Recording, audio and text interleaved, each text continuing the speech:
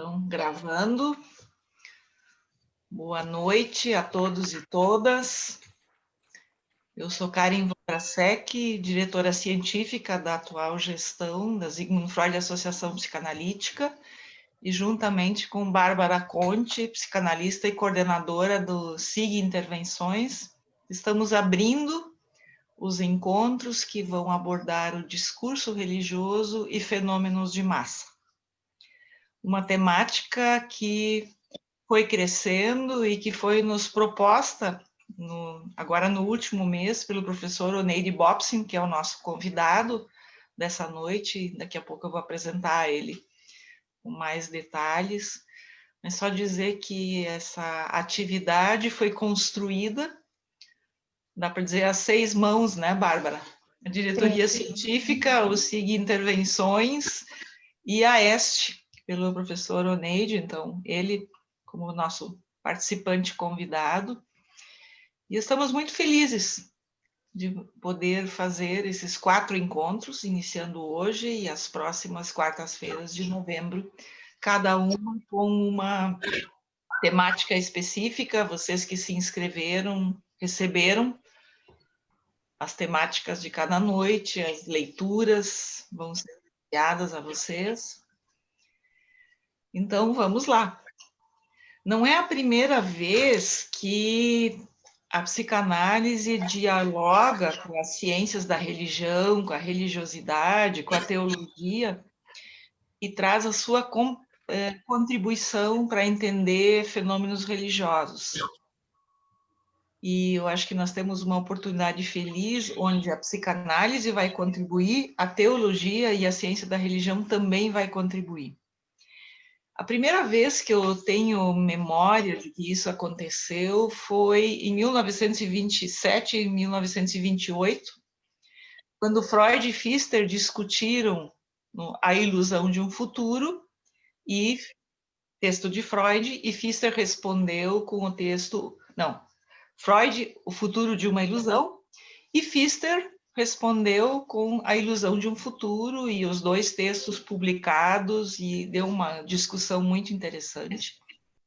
Depois, mais tarde, em 44, Pfister escreve uma obra chamada Cristianismo e Angústia, de 600 páginas, tentando entender como a angústia permeia a religião, e principalmente a questão da massificação e os fenômenos que aí decorrem. Eu, na próxima quarta-feira, vou trazer uma síntese desse pensamento que continua atual. Depois, em 1950, Pfister publicou um artigo sobre a participação do reformador Calvino na caça às bruxas, outro fenômeno de massa. Inclusive, Pfister quase foi varrido do protestantismo, porque ousou denunciar atos daquele grande herói, que teve suas contribuições tão ricas em outras áreas, mas nesse quesito participou junto e também ajudou a condenar mulheres naquela época. Então, assim, a psicanálise e a religião vão dialogando, às vezes em posições opostas, se brigam ou se sentem hostilizadas, e outras vezes contribuem enormemente uma para entender os fenômenos do campo da outra. Em 2003, a gente organizou um livro, O Futuro e a Ilusão, onde esse foi o intento, psicanalistas e estudiosos da religião, analisando os fenômenos daquela época. E já começava a questão da globalização, algumas temáticas, uma radicalização que só veio crescendo. E eis que agora nós estamos nos debruçando sobre uma aproximação da religião, da religiosidade com a política, e fenômenos de massa preocupantes, não só no Brasil, em outros lugares, né? Hoje estamos acompanhando, assim, volta e meia, a contagem dos votos nos Estados Unidos, e sabemos que lá também o discurso religioso está influenciando em muito os resultados das eleições e o modo como as eleições foram conduzidas. Vocês estão me ouvindo? Alguém está avisando que eu estou sem som? Ok, né? Isso, a Maria Luísa disse que está sem som, que ela não está podendo te ouvir, mas eu estou te ouvindo bem. Então, Maria Luísa, alguma coisa ali. Eu acho que é o problema é no teu, Maria Luísa. Eu tá mandei bom. para ela. Então eu sigo. Então, essa temática, essa nova aproximação do fenômeno religioso, do discurso religioso, fenômenos de massa, discursos políticos, especialmente da ascensão dos evangélicos, da religiosidade evangélica. Claro que nós vamos ver com o texto, vocês viram que isso não é uma uniformidade, mas há um tom predominante que a gente quer entender mais. E para isso, então eu quero apresentar o nosso convidado da noite, o professor Oneide Bopsi, que possui graduação em Teologia pela Escola Superior de Teologia, mestrado em Ciências da Religião e doutorado em Ciências Sociais pela PUC de São Paulo. Ele é professor titular da Escola Superior de Teologia, conhecida como Faculdade ZEST, na área de Ciências da Religião. Coordenador do Núcleo de Estudos e Pesquisas do Protestantismo já há muitos anos, inclusive com muitas publicações. Inclusive, ele é editor do Protestantismo em Revista, uma revista já há muito tempo. E tem realizado pesquisas e estudos na interface das diversas manifestações do protestantismo com outros fenômenos religiosos brasileiros e globais. Ou seja, é uma pessoa com muito conhecimento para nos ajudar àquilo que nós queremos entender hoje, o nosso título, Evangélicos, o novo ator político. Professor Oneide, por favor, a palavra é sua. Obrigado, Karen. Obrigado, Bárbara, pelo convite, também pela parceria dos últimos anos, especialmente a partir da minha participação na Comissão da Verdade do Rio Grande do Sul. Eu sugeri 2 textos, um para hoje e outro para a semana que vem, né? E vocês já têm acesso a uma produção teórica recente, né? Apoiado pela Fundação Adenauer, né? É uma fundação alemã muito conservadora, mas apoiou esse projeto. Então, eu sugeri 2 textos, um texto hoje da Brenda Carranza, que é da Unicamp, né? E a Bárbara e a Karen pediram que eu fizesse uma introdução, e eu já vou começar a desobedecer, porque eu anotei uma porção de coisas aqui. Então, eu vou fazer uma contextualização desse texto, né? Com alguns fatos mais antigos e mais recentes. Bom, uma pergunta seria: quem são os evangélicos? É uma diversidade tão grande que começa no século XV, XVI da Europa, com a Reforma, e vai se diversificando cada vez mais em cada contexto que chega. Então, diferente do catolicismo, que tem uma centralidade, esse mundo evangélico tem uma diversidade, sem ser, pelo menos, institucional. Não? Então, tem luteranos, tem calvinistas, esses que a Karen citou aí, luteranos, calvinistas, tem pentecostais, tem neopentecostais, tem pós-pentecostais, tem uma diversidade interna de cada fenômeno religioso, muito concorrente entre si, mas também se alia neste momento, passa a ter a verdade na questão ético-moral com o catolicismo conservador, com o judaísmo conservador, passa a ter vínculos no Congresso Nacional, né? Com várias correntes também da área da economia, a bancada evangélica, tem 90 e poucas pessoas, bem diversificado, diversos partidos políticos, né? Que se alia facilmente com a bancada do agronegócio, que facilmente se alia com a bancada da bala, chegando a 200 e poucos, 240. Isso é um dado importante. Tá? Vou chamar agora de evangélicos esse universo complexo, né? De muita gente. Quase tudo que não é católico em termos de cristianismo daria quase certo dizer que são evangélicos. Né? Então, a atuação desses evangélicos no Brasil é muito forte no século XX. Começa no início do século XX e até 1970, 1980, esse fenômeno já estava em todo o Brasil, num crescimento muito grande em bairros pobres, né? Até então o nome era pentecostais, por causa de Pentecostes, né?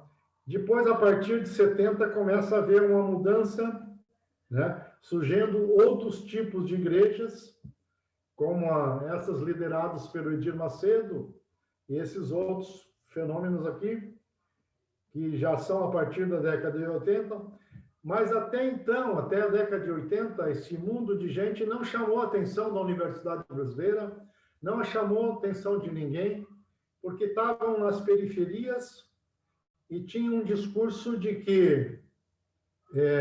rejeição do mundo, que os tinha rejeitado, eram pobres. E a partir de 80, com o processo constituinte, este fenômeno vai ganhando musculatura eleitoral. Né? Já no processo constituinte de 86 a 88, o pessoal desperta não mais para uma rejeição da sociedade, com a rejeição do mundo, que é o termo usado pelo Max Weber, e eu brinco, passou da rejeição do mundo, os que os rejeitavam, o mundo ficou bom, então para que o céu? Vamos conquistar a terra. Vamos conquistar a terra. E daí já se fizeram presente na Constituinte com um debate que continua até hoje. Né? Esses evangélicos, então, nós queremos, eles não dizem isso, é o que digo, nós queremos o mesmo lugar que a Igreja Católica sempre teve no Brasil, muito próxima do poder. Né? Então, nós precisamos de um símbolo.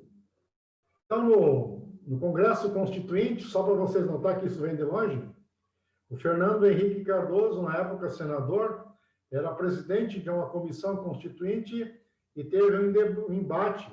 Os evangélicos ali, já em minoria, nós queremos um símbolo nosso aqui no Congresso, como tem lá o crucifixo, como tem lá no Poder Judiciário. Fizeram uma disputa. Então, se a cruz define o catolicismo, a Bíblia define os evangélicos. Então, a campanha era toda para que ela fosse lida nas sessões do Congresso. Não passou. Fernando Henrique manobrou a coisa e ela ficou colocada numa mesa durante as sessões do Congresso, aberta, mas não foi lida em cada sessão. Bom, essa guerra de símbolos é muito sugestiva para a gente entender esse embate.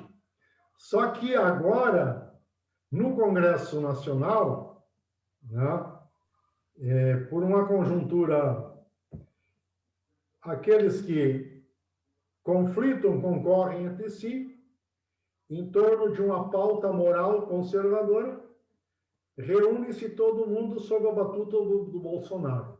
Católicos conservadores, judeus conservadores, evangélicos, esses pentecostais, e os neopentecostais, como Edir Macedo, que abençoa, em lugar do Papa, o Bolsonaro.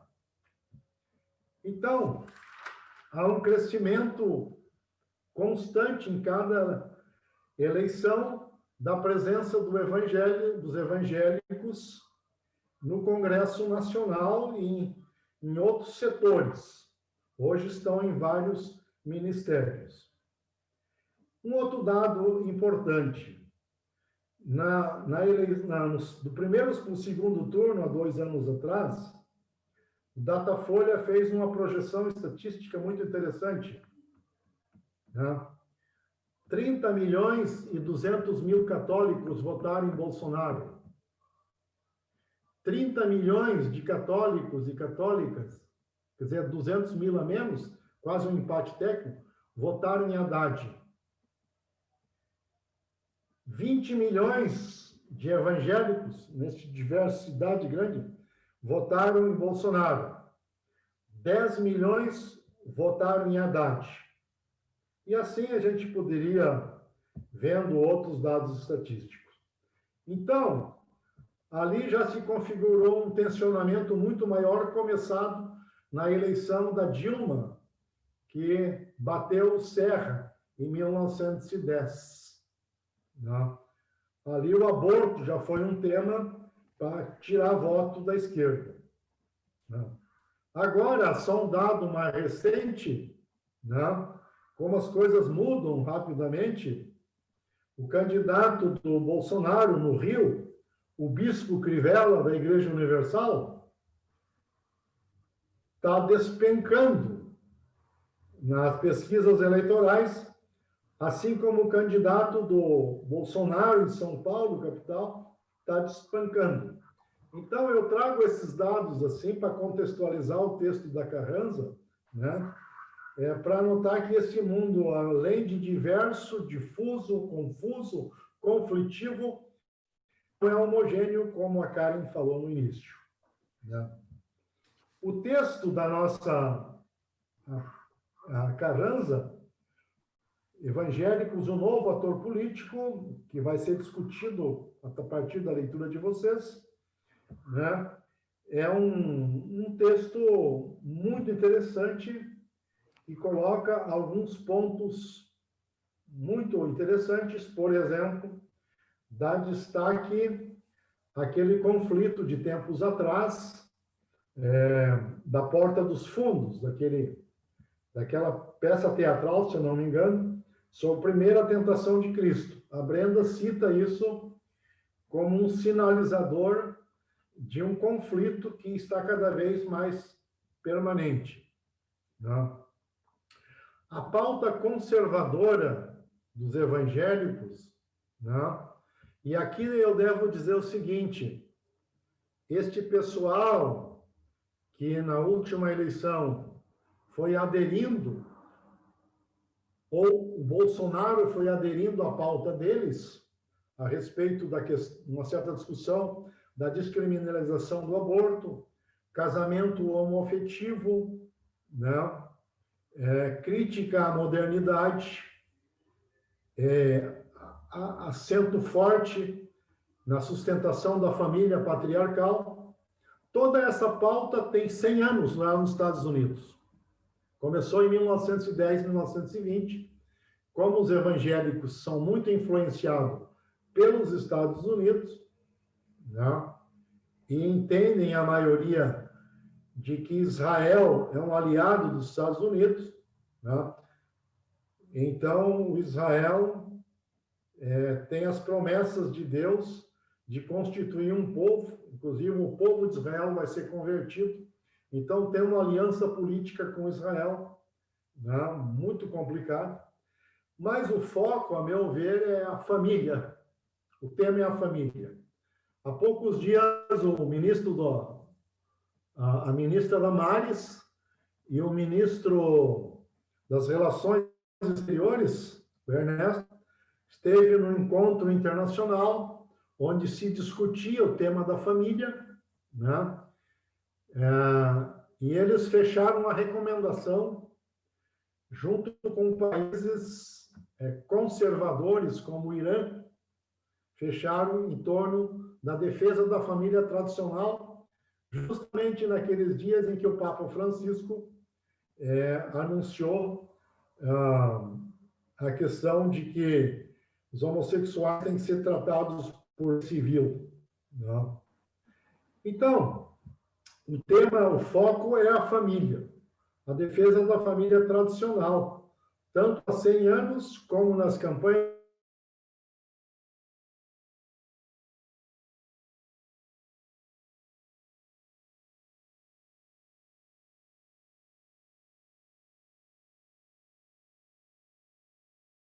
Voltei. Tinha caído, né? Hã? Caído, mas já voltaste. Já está bem. Tá tudo bem. Eu queria, já parando, centrar nesse foco da família patriarcal, que é o tema transversal, eu acho, de todas as políticas públicas, que esse grupo, que essa tendência religiosa, que não é só evangélica, que é católica, de outras protestantes conservadoras, né, se juntam ao judaísmo para influenciar a esfera pública, né? Então, são essas as questões assim, que eu acho importante contextualizar, né? Para que a gente possa entender o texto da Carranza que a gente quer discutir agora, e a gente vai trazendo mais elementos na medida que o nosso debate for avançando. É isso? Era para ser 20 minutos, não? Tá bom, Karen?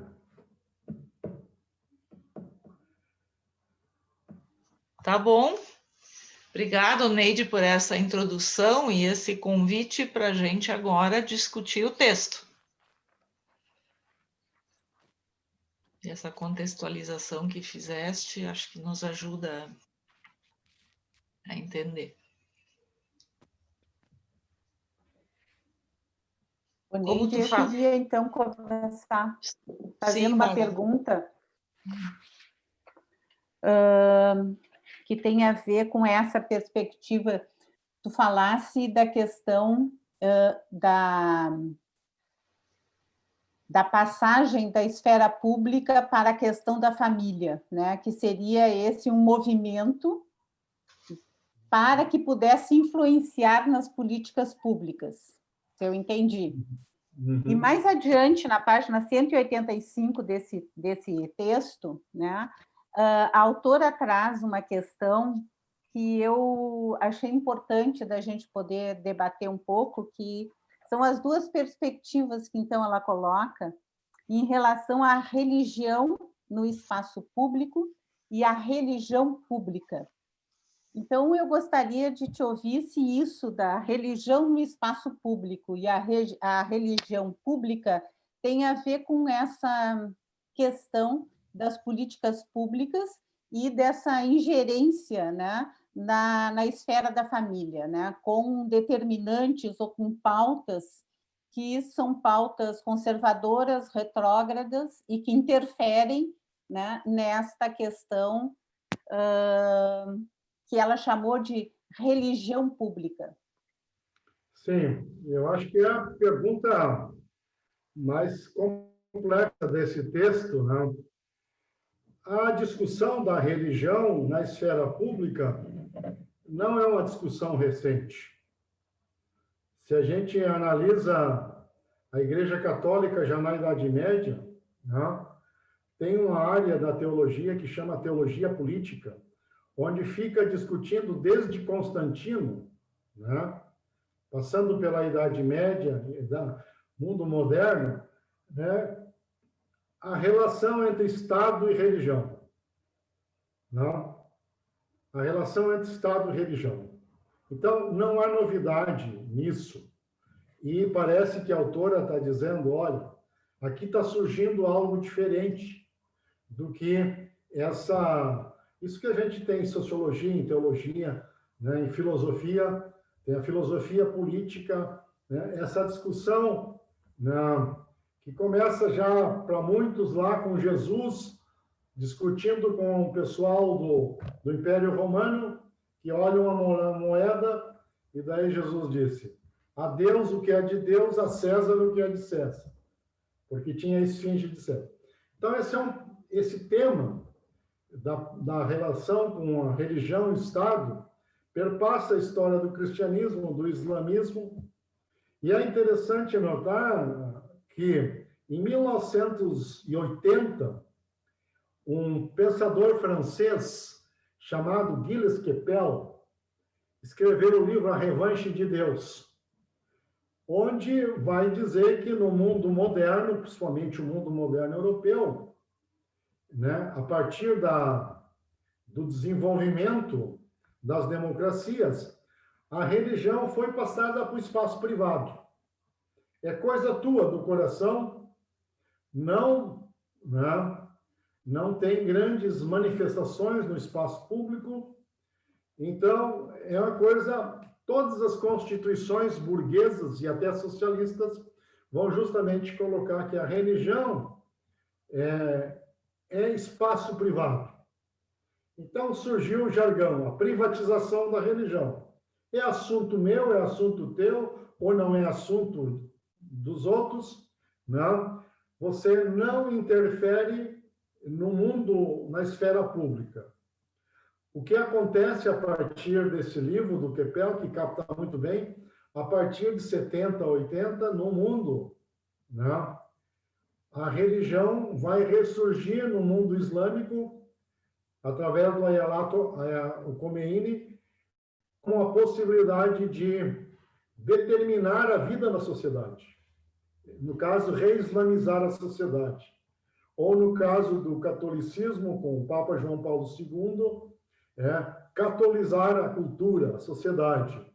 No mundo judeu, isso. Né? Então, ali, a religião chega ao espaço público.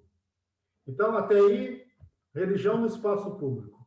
O que a autora está levantando, e eu acho que ainda é muito cedo para afirmar, ela está dizendo, nós estamos agora numa situação diferente dessas duas anteriores. Né? Quando o Papa impunha um rei, ou quando a religião passou a ser assunto privado. Né? Eu só dou um exemplo para vocês. Quando eu estudava em São Paulo, eu tinha uma amiga que era Porto Espelho, que foi para lá, que era tradutora de uma grande multinacional. Então, eu ia tomar cafezinho com ela uma vez por semana. E daí, um dia eu cheguei lá, um pouco atrasado, chegou o patrão, um alemão de uns 2 metros. Né? E ela me apresentou. Esse é meu amigo, ele é teólogo. Só disse isso. Nós somos da mesma igreja luterana. O alemão baixou o beiço e saiu. Na outra semana, quando eu fui tomar cafezinho, ela disse o seguinte, ele disse que a próxima vez que você mexer em assuntos privados de religião, você vai ser demitido. Porque não se trata disso no emprego, nem no espaço público. Isso é coisa minha. Isso é privatização da fé. Então, o movimento, a partir de 70, é desprivatizar a fé, ela ir para o espaço público e determinar o espaço público. Então, o que a Brenda Carranza está colocando é que é isso que está acontecendo agora ou está acontecendo algo diferente disso? Né? Porque esse pessoal, né, não só influencia, eles estão em postos de poder. Há 2 ministros protestantes fundamentalistas no governo. Há muitas secretarias. Então, agora é a partir de dentro, né, eu tenho um amigo que é delegado e eu pergunto, delegado aqui existe, na questão da droga, o Estado paralelo? Ele disse, não existe. Eles estão dentro do Estado. Não tem nada de paralelo. Eu penso que talvez é isso que a Carranza está colocando. Ela entra numa discussão, não aprofunda, eu preciso pesquisar mais, mas eu acho que ela está dizendo, em relação ao passado, quando a presença, o Estado determinava, ou no mundo privado, a religião não estava no espaço público, agora nós estamos diante de uma situação diferente, que nós não sabemos caracterizar ainda. Né? Então, não sei te responder, mas sei contornar o problema, pelo menos por aí. A pergunta tua é justamente interessante do texto. O que de novo tem agora? Né? Acho que é a pergunta dela. Né? Não é nem estatização, não é nem privatização, pode estar surgindo alguma coisa nova. A nova, para mim, por exemplo, é que quem se digladeia nos templos em domingo, né, como evangélicos, católicos, judeus e outros, estão juntos, né? No sentido, como disse alguém, de criar uma religião do Bolsonaro, né, para sua sustentação. Uhum.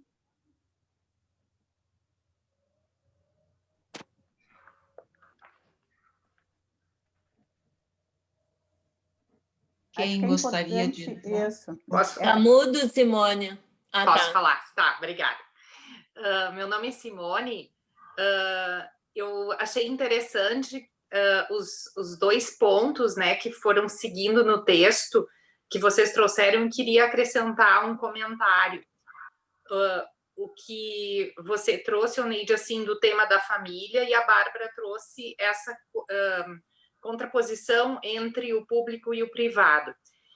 E para nós, psicanalistas, nós entendemos o tema, o conceito da intimidade diferente do conceito do privado no sentido da propriedade, né? Quando a gente pensa assim, eu penso, né, no conceito do inconsciente e do psiquismo, e quando a gente você propôs aí o que tem de novo e o que tem de modificações em relação ao que se tinha, se nós pensarmos só do ponto de vista do público e do privado em relação à religião, a gente pode ter a ideia de quem é a propriedade, né? A propriedade é do espaço no qual a gente está, né? Ou numa empresa, ou então num espaço que não está privatizado no sentido do pertencimento. E acredito que essa é a questão, e aí o meu comentário, né? Que essa é a questão em relação ao texto, no quanto foi norteando o tema da família, porque nós termos intimidade não significa que nós pertençamos a uma família, no sentido de quem é que controla a nossa intimidade, né? Quem é que pode invadir a minha intimidade por ser uma família, né? Então, assim, é como se fosse o controle em pequenos grupos e que desses grupos são controlados pelo grande. É como se fosse no sentido da privatização, mas no sentido de várias colôniazinhas, né? Onde a intimidade que parece que conta com esse desaparecimento, né? A intimidade da reflexão, a intimidade em relação à sexualidade, a intimidade em relação à subjetividade, né? Ao que é o ponto, e aí não no sentido mais de propriedade, mas no sentido do íntimo mesmo, né? Uhum. Achei interessante essa separação entre intimidade e privacidade. Não tinha pensado nisso.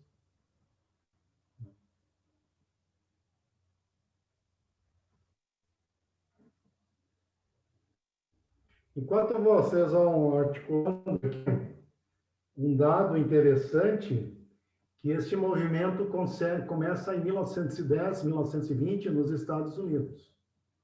Né? E esse mundo evangélico bebe muito dessa fonte, né? Diferente das igrejas protestantes tradicionais que bebem mais da Europa. Né? Mas essa articulação é mais recente. Mas lá em 1910, 1920, quando nos Estados Unidos se lidava com os problemas da urbanização, empobrecimento, esses conflitos todos, que depois vão, em 1930, vão se agravar, né? Nesse mundo evangélico ou protestante, não havia fundamentalismo ainda.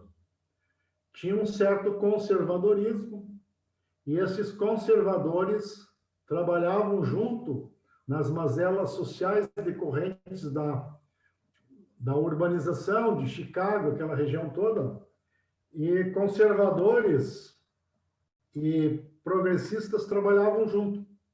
Tanto que o Trotsky, que tinha sido exilado no México, foi convidado como palestrante para essas igrejas, né, para falar sobre a questão social. Um comunista, né? Então, as igrejas, a partir de um momento em que o movimento mais progressista, o evangelho social, coloca pautas mais no sentido de família, até de secularizar a religião, tem que sair um pouco desse espaço, isso, aquilo, aquele outro, surge o movimento fundamentalista, né? E acho que o Bauman diz muito claramente o que é o fundamentalista.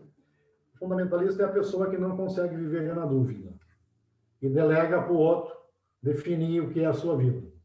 Essa é a definição de Bauman. Então, o fundamentalismo do qual nós falamos no Brasil é o fundamentalismo moderno, que vem dos Estados Unidos, né?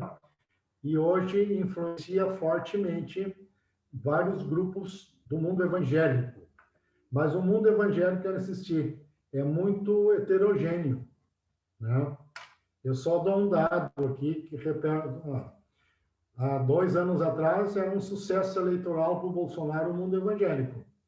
Agora os candidatos de muitos lugares do Bolsonaro não vão nem para o segundo turno.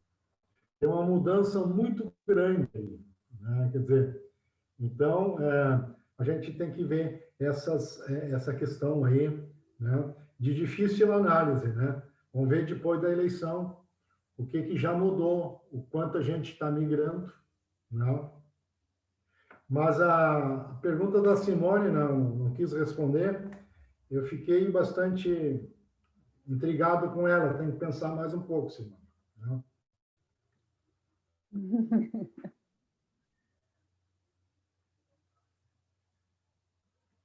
Acho que a Gabriela quer falar, né, Gabriela? A Gabriela tinha se inscrito.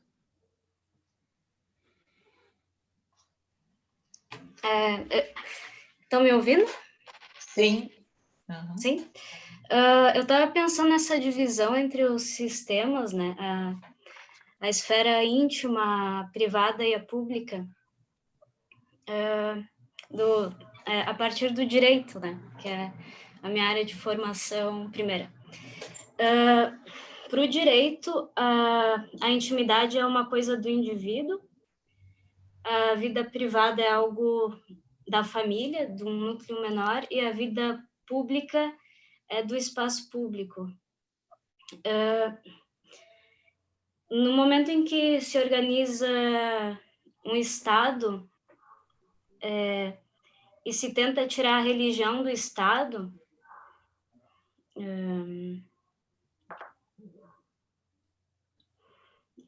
se tenta dividir, tirar a religião da esfera pública e colocar na esfera privada. Desculpa. Eu tô pensando, não sei se eu estou sendo clara.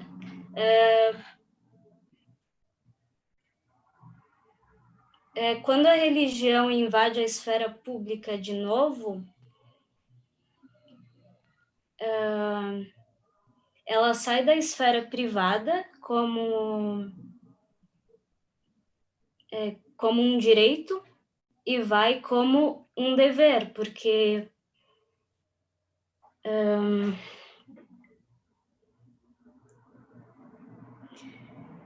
o Estado ele assegura que a vida privada seja preservada, que possa haver a diferença dentro de núcleos privados.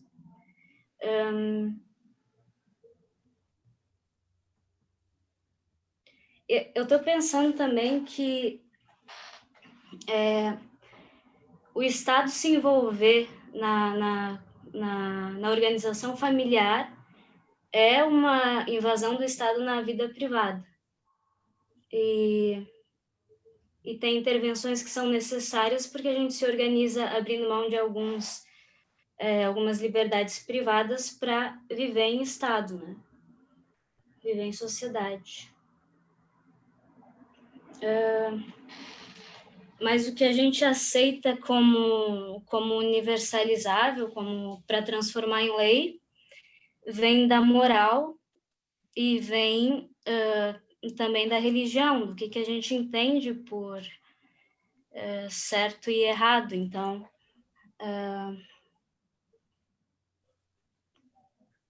o Estado é formado, é influenciado pela moral e a religião influencia a moral, né? Não sei se ficou muito confuso. Eu penso que num primeiro momento se separou religião e Estado, depois se sufocou a religião até na vida privada, e agora se sufoca a família a partir da religião. É como se misturassem sistemas que se fossem mais separados, seria mais fácil de lidar com cada um. Religião é um sistema, família é um sistema, e esfera pública é formada pela esfera privada, né? É isso? É. Teu comentário? A tua Sim. pergunta? Uhum. Sim. Ok, obrigada. Não entendi. Obrigada. Um comentário.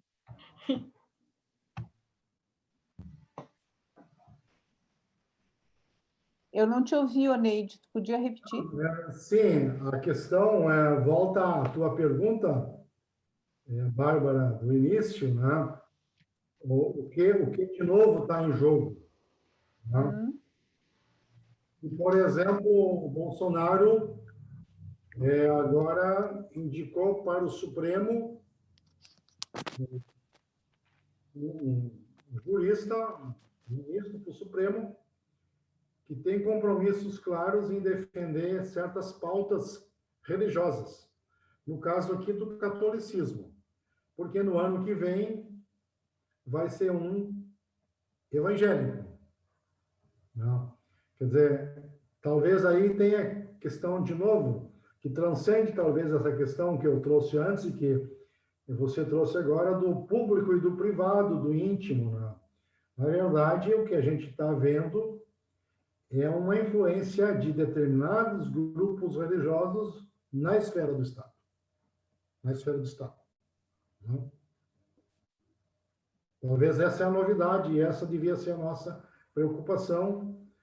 Na minha opinião, essas políticas das instituições religiosas estão ameaçando o Estado laico no Brasil.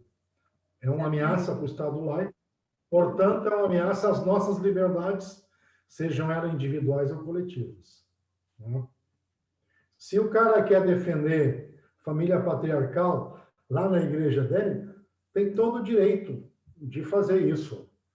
Agora, não pode instrumentalizar o Estado para definir concepções de outros. Né? E esse é o perigo que nós estamos vivendo e que temos que estar muito atentos aí. Oneide, e nessa perspectiva, eu queria te perguntar se isso coincide com essa passagem, digamos assim, dos neopentecostais, dos pentecostais aos neopentecostais. Que diferença teria nessa perspectiva que tu está apontando, né? Porque, assim, ó, claramente tem um projeto, né, de governo, um projeto de Estado aí, né? que é essa bancada toda que está se formando já faz mais de 20 anos, né, para que possa ter essa representatividade, ela foi também se transformando, né, ela foi se tornando cada vez mais conservadora, né? E eu queria entender do que tu falaste antes, se à medida em que tem candidatos que aderiram inicialmente ao Bolsonaro e agora se afastaram, né? Se faz parte desse projeto, né? Os neopentecostais sejam as pessoas que ditem as questões morais e os rumos, né, desta política dentro do Estado. Neide, deixa eu só te perguntar uma coisa, se eu posso só pegar essa direção para contextualizar uma coisa que tu colocaste, para ver se mais ou menos também é por aí, tá? Quando tu trouxeste, né, a tua intervenção no texto proposto para hoje, tu marcaste uma questão que para mim me ficou muito interessante, que é isso que tu disseste desse movimento de 80 que ganha essa musculatura política, né, de proximidade do poder nesse embate de significados, tá? Aí, no texto, a autora mostra o que prescreve, né? O que está nessa linha da direita populista. Tá? Eu quero ver se eu consigo chegar na questão do uso da família, como tu colocaste, para ver se é isso. Tá? E aí ela faz vários itens, tá? Que seria polarizar política e socialmente a sociedade, enaltecer o nacionalismo, culpabilizar o imigrante pelo desemprego, o aumento da criminalidade e o beneficiamento social indevido. Tá?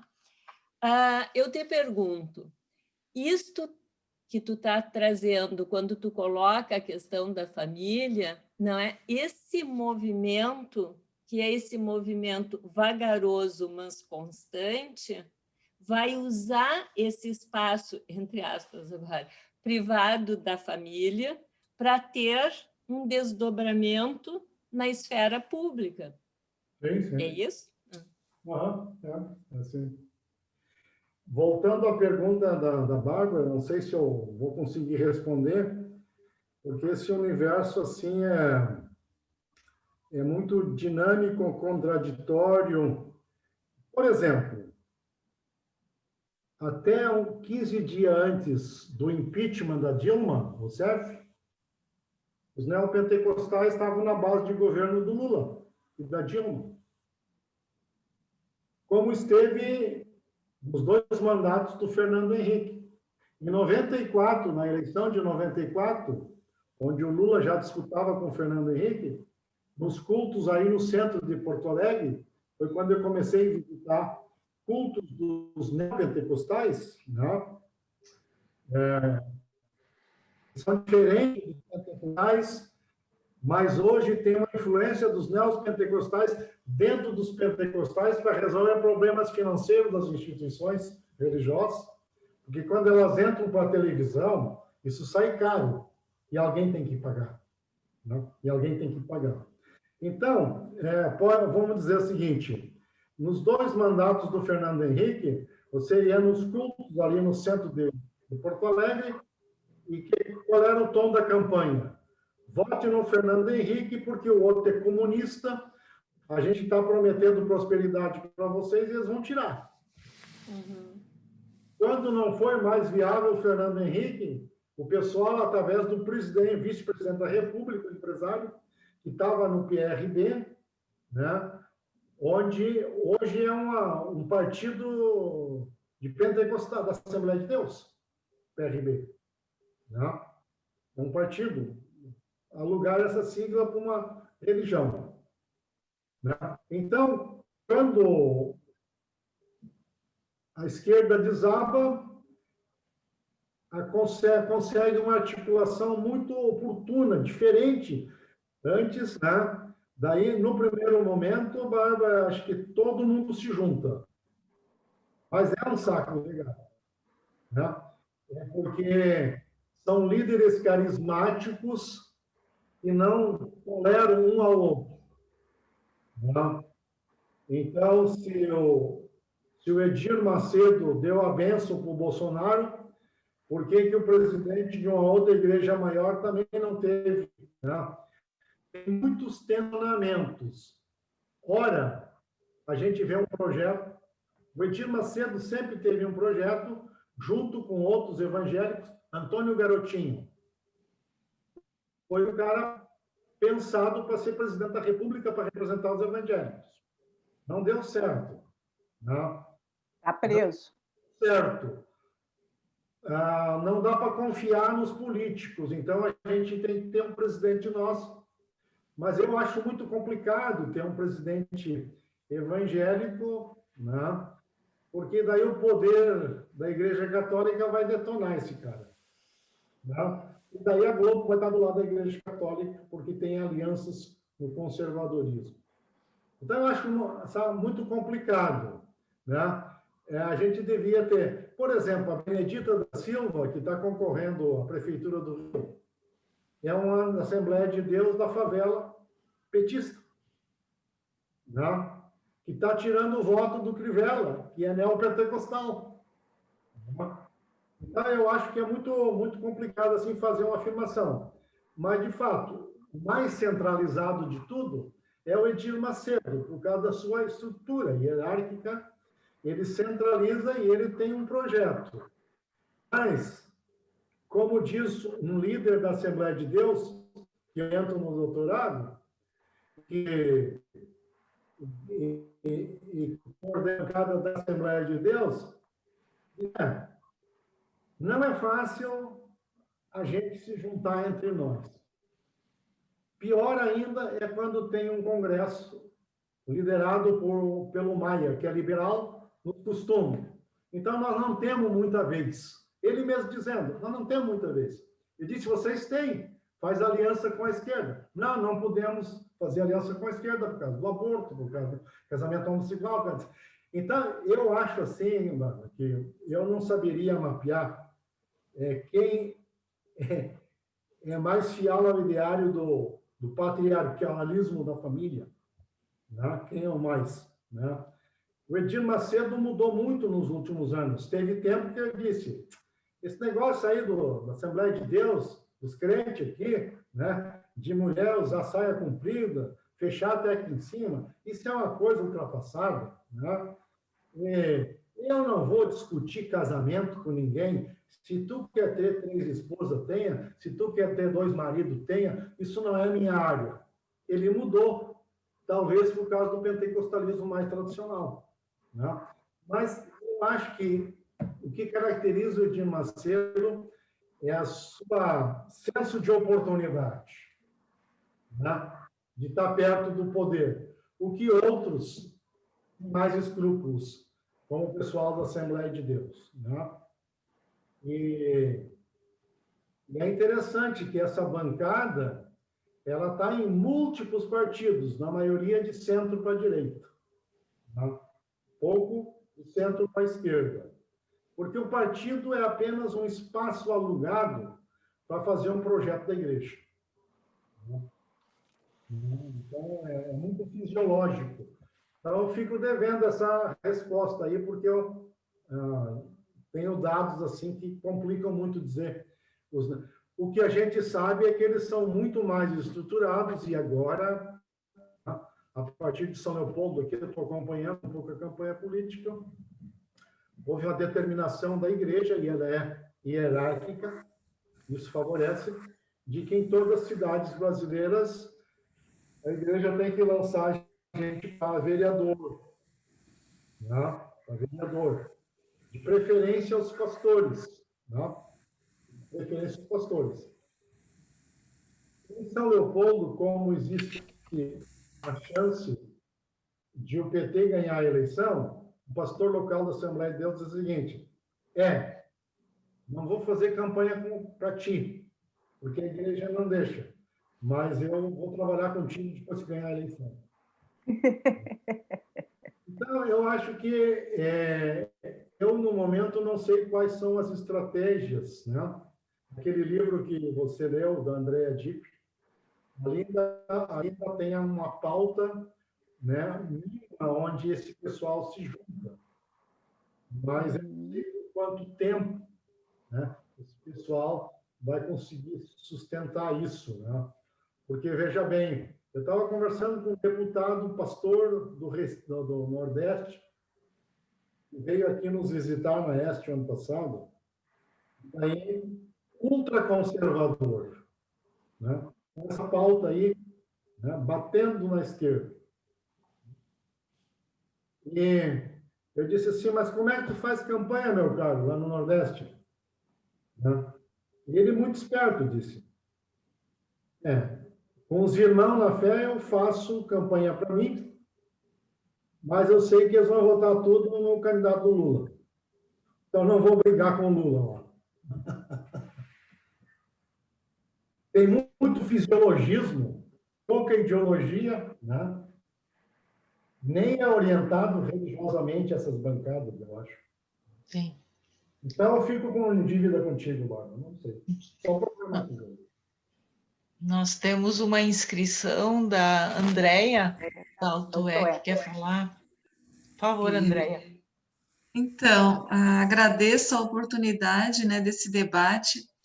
A minha área é letras, com pesquisa em análise do discurso, então tenho me interessado em pensar essa mistura, né, do público e do privado.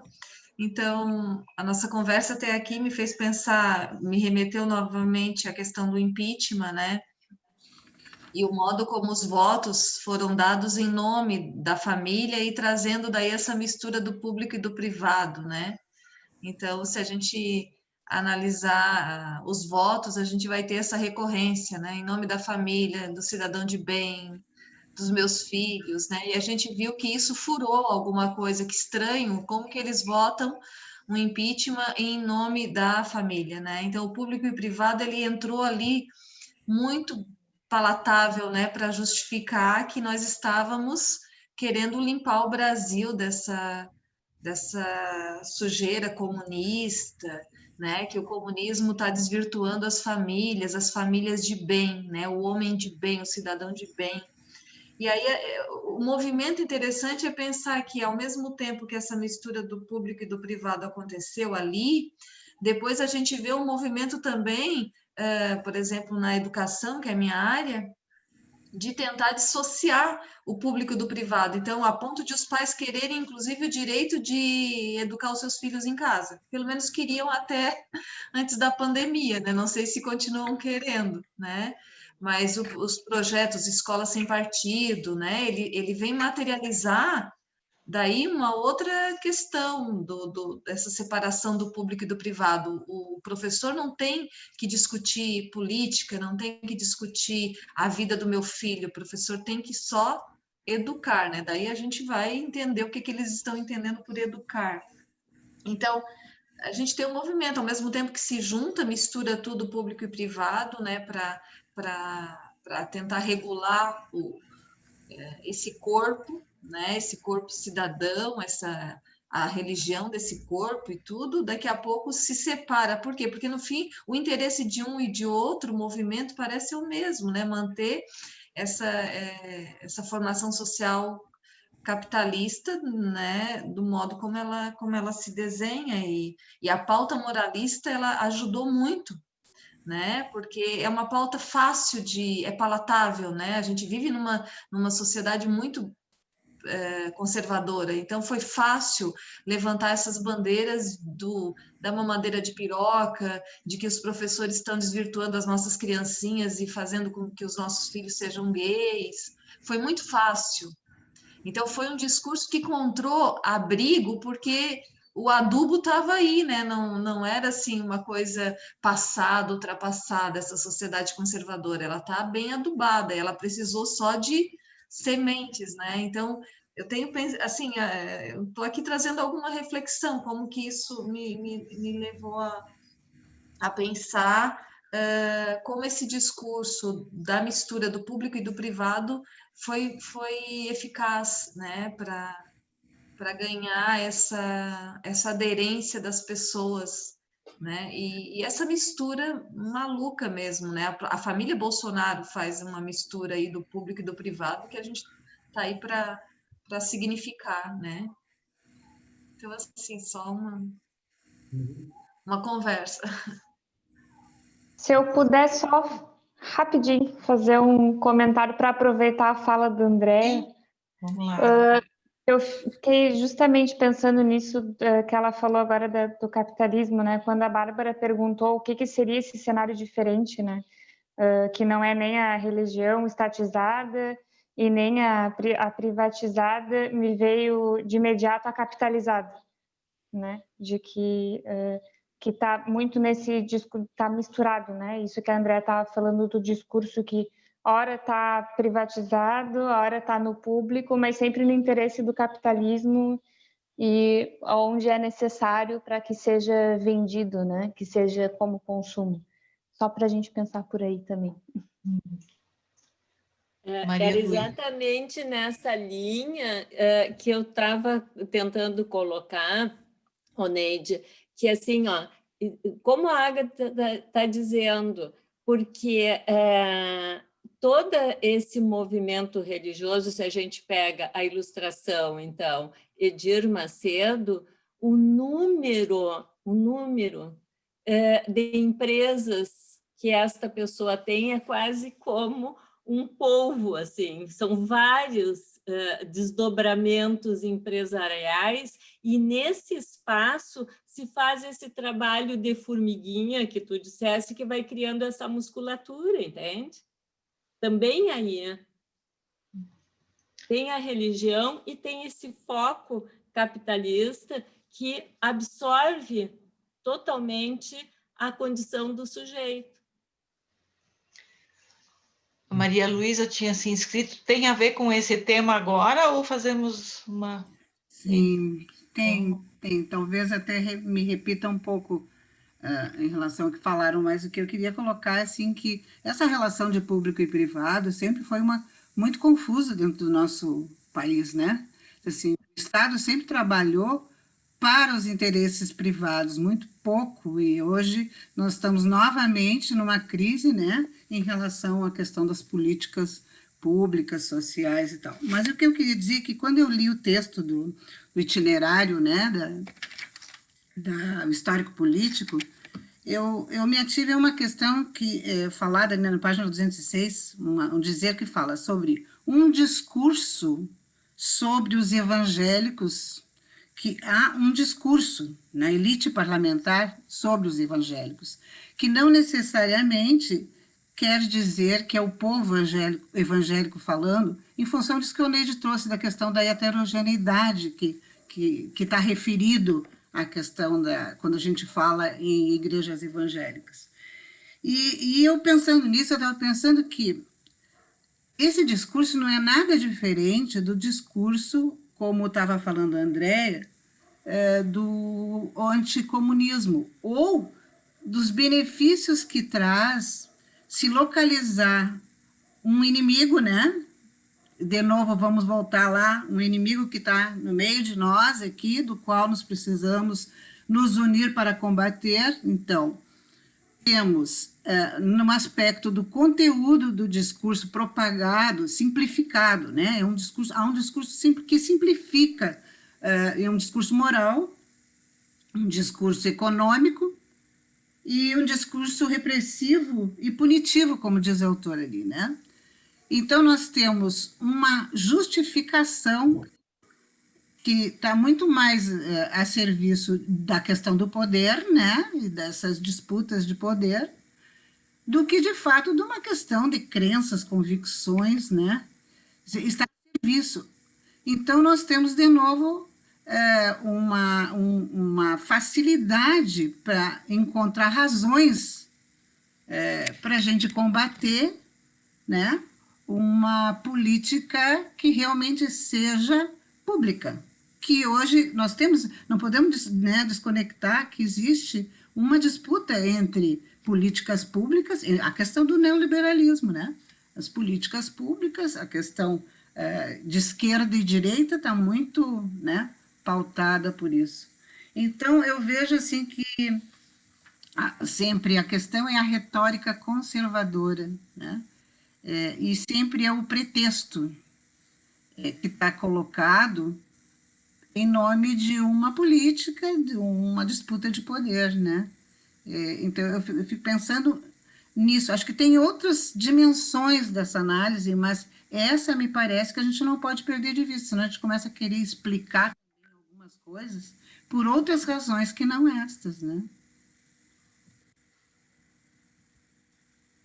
Obrigada, Maria Luísa. O Neide, queres reagir a essas colocações? Ou acho que são ponderações bastante instigantes, assim, né? Eu fico feliz por essa possibilidade, né? Agora, no ano passado, quando a gente fez uma conversa dessa, em outro lugar, acho que em dezembro, antes da pandemia, né? Eu notei aquela noite, assim, uma certa apreensão de muitas pessoas, né? Pensando que esse era um movimento linear. Naqueles dias, os comentários foram o seguinte: o Bolsonaro tinha saído do PSL e estava criando o Partido Pátria Amada Brasil. E daí, algumas igrejas do Rio montaram um ônibus para os comitês eleitorais colher assinatura para formar esse novo país, esse novo partido, né? Daí o pessoal estava muito apreensivo, eu disse, vamos esperar para ver. Até hoje não saiu esse partido, né? Não saiu. Então, essa massa pentecostal, principalmente a evangélica pentecostal e neopentecostal, ela está cada vez mais desenvolvendo um pensamento crítico da manipulação religiosa, né? Dos seus próprios pastores. Eu vi muitas vezes em Porto Alegre, na Igreja Universal, ali no centro, o pessoal, nos últimos 20 anos, fazer campanha massiva para determinadas pessoas da igreja e depois eles podiam eleger tranquilo 2 vereadores, não elegeram nenhum. Aqui em São Leopoldo, na última campanha municipal, parecia que a Câmara de Vereadores, que tem 13 lugares, ia ser um concílio de igreja, né? Porque todo mundo lançou candidatos. Cada igreja lançou candidatos. Não conseguiram eleger nenhum, né? Então, eu queria problematizar assim, esses temores de que é um caminho linear. Eu acho que tem um dado problemático que são as lideranças. As lideranças, principalmente as midiáticas da televisão, têm muita força. Mas essa pauta conservadora, né, que está sendo acionada agora, eu acho que ela sempre esteve aí.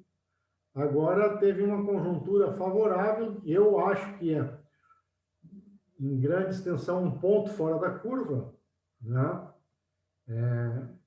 Mostrando de que a pauta social, por exemplo, a pauta de coisas como Bolsa Família, de políticas públicas aqui, lá na periferia, entra um discurso moralizante de uma liderança pentecostal ou neopentecostal e uma política pública, por necessidade, mesmo os evangélicos adeririam a uma política pública, né, pelas necessidades. Então, eu acho que não é um grupo heterogêneo, tem muito conflito, concorrência entre si e um conflito com os de fora, né? E, no momento, em termos de legislativo, a pauta conservadora, por exemplo, está barrada. Os pentecostais com quem eu converso disse, olha, o Supremo Tribunal Federal diz que aborto não se discute nesses 4 anos de Bolsonaro. Então, eles já perderam uma pauta no Congresso. E o Congresso, predominantemente, principalmente a linha mais neoliberal, como é o presidente da Câmara, Rodrigo Maia, disse, nós não vamos discutir pauta de costume, dando um claro recado para os pentecostais, olha, fiquem vocês com o discurso de vocês aqui, Mas, claro, são 90 pessoas, e 90 pessoas no Congresso, às vezes, definem alguma coisa para um lado ou para o outro. Mas eu quero problematizar um pouco, mostrando essa diversidade e a complexidade desse fenômeno. O mérito do Bolsonaro é que ele conseguiu reunir conjunturalmente católicos, protestantes, pentecostais, neopentecostais, judeus e até os espíritas, em algumas pautas que esse pessoal já tinha. Já tinha.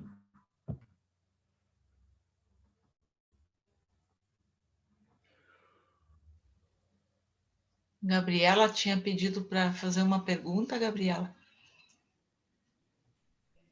Sim, na verdade eu estava pensando nisso do perigo da religião invadindo o Estado. E daí eu lembrei da Marcha da Família com Deus, de 64, que também tinha uma pauta família, só que não era a igreja propriamente fazendo um movimento político, mas usando essa pauta conservadora de novo. E daí eu estava pensando que a Constituição de 88, ela isenta a igreja evangélica de pagar impostos, né? E assim é bastante fácil a igreja servir de lavagem de dinheiro e ter outras finalidades. Eu não sei bem por que a igreja evangélica, ou por que alguns grupos evangélicos enriquecem e tem igrejas que não. A igreja católica, não sei se não tem essa investida contra o Estado, assim. Bom, Gabriel, eu acho que, em primeiro lugar, assim, tu conhece a Constituição mais do que eu, mas todas as igrejas estão liberadas de pagar imposto, todas as igrejas. O que está se discutindo agora é uma outra questão. Eu acho que o Tribunal de Contas foi muito hábil em problematizar. Olha, a igreja não paga imposto, mas esse pessoal está anexando às igrejas inúmeras atividades econômicas. Estão contratando, por exemplo, só dar um exemplo para vocês, o apóstolo Santiago, do Poder Mundial da Igreja, do Poder Mundial de Deus, deve de imposto 140 milhões. As igrejas, e daí está no plural, devem quase 1 bilhão. Qual é o problema de fundo? Ele diz, não, a gente não precisa pagar imposto, mas você desenvolve, em nome da igreja, inúmeras atividades, contrata pessoal, recolhe INSS, não repassa. Então, essa é a questão, de saber o que é uma atividade religiosa e o que é uma atividade comercial. Então, a igreja... algumas igrejas tu não tem a nítida percepção de uma separação. Se você vai numa celebração aí no centro de Porto Alegre, tu não sabe se aquilo é uma atividade comercial ou se é uma atividade religiosa. Então, para vocês do direito, seria interessante. Aí eu brinco com alguns amigos do direito, né? Uma vez chegou um promotor público, que era meu amigo, e disse: eu tenho que resolver contigo aí, porque tu estudas religiões, qual é o assunto? Não, um cara aqui foi desempregado, né, não arrumava mais emprego, e resolveu abrir um templo religioso, né, para resolver problemas de casamento. E ele estava tão desesperado que a mulher disse: só quero desfazer de alguém aqui. Ele deu recibo, ele cobrou, deu recibo. Eu vi esse recibo na promotoria de Sapucaia. Daí o promotor perguntou: o que eu faço? Eu disse: olha, como? Porque liberdade religiosa não dá para fazer nada. Com liberdade religiosa tu não faz nada. Mas isso aqui é uma coisa, né? Isso aqui é uma atividade já comercial. Eu acho que para vocês aí do direito precisamos desenvolver alguma coisa aí. Claro que já tem muitas ações do Ministério Público, do Poder Judiciário, em cima dessas questões. Mas tu pega como? Porque o pastor contratou uma empresa, contratou vários funcionários, pagou com a igreja, ficou devendo para o fisco, então tu vai em cima dessa base legal. Agora, se tu vai por dentro do caminho da liberdade religiosa, tu não processa ninguém nesse país.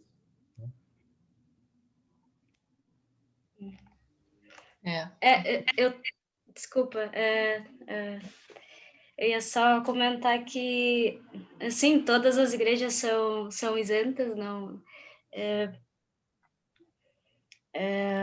a minha pergunta era mais por aí, porque tem países em que, quando tu vai contribuir para a igreja, assim como acontece quando tu vai contribuir para um partido político, é registrado o dinheiro que entra, e no Brasil não é, então fica muito difícil o controle. Era isso. O caso da Alemanha, se você não se declara ateu ou ateu, né? Senão, um percentual do imposto o Estado arrecada e repassa para as igrejas para prestar serviços, né? Na Alemanha. O Gustavo pediu a palavra. Me desculpem porque eu não consegui entrar antes, então eu posso até falar alguma coisa que não foi discutida, ou coisa assim parecida. Mas escutando agora as questões que vocês estão levantando, né, assim, eu tinha uma ideia que o presidente não fosse um protagonista nessa história toda, né? Fosse uma espécie de agente enviado. Eu sempre fiquei procurando assim, quem é o agente, quem é o mentor disso tudo. E o senhor levantou a questão do Edir Macedo, né? Que é uma pessoa que basicamente pensa na questão econômica, né? Saiu. E eu pensava muito também que ao lado do presidente tem um grupo liderado pelo Olavo de Carvalho, que a gente não sabe muito bem o que tem, e que ele fosse basicamente um agente como ele se coloca. Por exemplo, né, eles dizem assim, Deus acima de tudo. E vem um Messias, né, para poder tentar ser o representante desse Deus acima de tudo na Terra, né? Mas eu nunca pensei que ele pudesse ser a peça principal dessa engrenagem toda, embora alguns colegas, alguns filósofos tenham colocado isso. Eu acho que, porque o senhor colocou assim, qual é a estratégia que a gente vai fazer? Eu tomei como uma coisa assim, eu tenho dificuldade agora de falar de direita e esquerda. Quando alguém fala assim, ou é direita ou é esquerda, eu fico pensando assim, eu falo mais agora em que modelo de sociedade a gente está querendo. E aí, pronto, né? Se for direita ou esquerda, não me interessa. Eu quero ver o que nós queremos como modelo de sociedade, como modelo de país. Fica muito difícil para mim agora falar sobre isso, porque se falar de esquerda, tu leva uma porrada de um lado, se falar de direita, tu leva do outro. Então, eu vou falar assim, olha, eu quero diversidade, eu quero mais igualdade, eu quero... Se for direita ou se for esquerda, não me interessa, entende? Assim, mais ou menos assim, simplificando de uma forma muito rasa. Então, eu queria perguntar ao senhor primeiro essa questão assim, de que se o presidente realmente é um protagonista disso ou se ele é um agente disso tudo. A outra é uma curiosidade, porque a Bárbara, quando estava falando, me disse que o senhor é luterano. Tá? E se isso for verdadeiro, o Lutero, dentro da minha ignorância, tentou provocar uma espécie de democratização na igreja. Né? E eu fiquei curioso para lhe perguntar o seguinte, se o Lutero estivesse aqui com a gente, o que ele faria para combater tudo isso? Porque eu acho que ele certamente estaria combatendo tudo isso. Basicamente isso, que eu sei que está fora do tempo. Olha, Gustavo, novamente, não conheço tantos meandros do poder, mas uma coisa eu diria, Olavo de Carvalho e Edir Macedo nunca sentariam juntos. Pois é. Nunca sentariam juntos, né? Porque eu acho que grande parte dos evangélicos não sentaria com Olavo de Carvalho, né? Porque tem uma feição muito moralista no mundo evangélico fundamentalista. Vamos falar do mundo evangélico fundamentalista e o outro não fundamentalista. O mundo evangélico fundamentalista, se você diz um palavrão, você, se não for perdoado, vai para o inferno. Agora, se tu mata 20 pessoas pobres no Afeganistão, tu está fazendo a missão de Deus. Então, eu acho que o Olavo de Carvalho e algumas lideranças evangélicas, né, não têm estratégias comuns. Né? Não tem estratégia comum. Eu acho que o próprio governo é muito diversificado internamente, por isso que ele não consegue andar. Né? Tem muitas influências, as mais variadas, né? A unidade de direção. Né? Sobre Lutero, né? Sim, eu sou pastor evangélico luterano, né?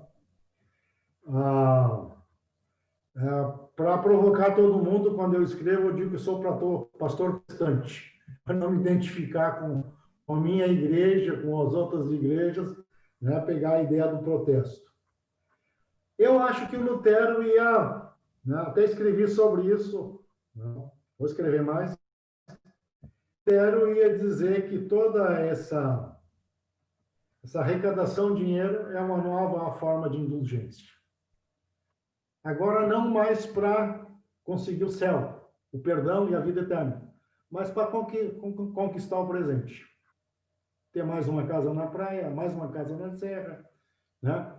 E eu não sou muito crítico disso, porque eu acho que o Estado brasileiro deixa tanta gente à margem que as pessoas fazem estratégias religiosas para ter um mínimo de dignidade. Então, eu, quando vou num culto da Igreja Universal, eu fico assim, questionando as lideranças, não o público que vai lá. E também acho que eles não são tão manipulados como a gente imagina. Né? Esses aí são meus comentários aí, Gustavo. Muito obrigado. Bárbara, nós estamos chegando às 9, tu quer fazer um comentário, ainda encaminhar para a semana que vem? Não, eu acho que a gente já poderia, então, agradecer o Oneide, a todos que estiveram aqui hoje, convidar todos a estarem aqui na próxima quarta-feira, onde a gente vai dar continuidade ao tema, né, do discurso religioso, nesse mesmo horário, das 19h30, com o tema Itinerários Históricos, Política dos Evangélicos no Brasil. Tá? Então, de novo, com a participação do Oneide, da Karen e nossa, enquanto coletivo siga intervenções psicanalíticas, e dizer que a gente depois tem mais 2 encontros, né, sobre a questão da psicologia das massas e a análise do eu, para o qual todos estão convidados também. Acho que é isso. Eu ainda queria também agradecer muito, e estamos recém começando, isso é muito bom, que a gente tem uma caminhada que está começando hoje e vai seguir todo mês. E para quem se interessar sobre o tema do humano e desumano, nesse sábado nós temos a nossa jornada online continuada, vamos estar falando sobre tempos de pandemia, tempos demasiadamente desumanos. Jurimir Machado da Silva, Lara Lutzenberger e Eneida Braga. Uma mesa redonda, às 10 da manhã, as inscrições vocês encontram nas nossas redes sociais. Bem-vindos quem ainda não se inscreveu. E depois temos a apresentação dos trabalhos dos participantes até a 1h. Obrigado pela presença de todos, especialmente Oneide, muito obrigado por essa noite. E vamos seguir semana que vem. Ok. Obrigado. Até semana que vem, Oneide. Obrigado pelas perguntas. Gostei muito das perguntas. Ótimo.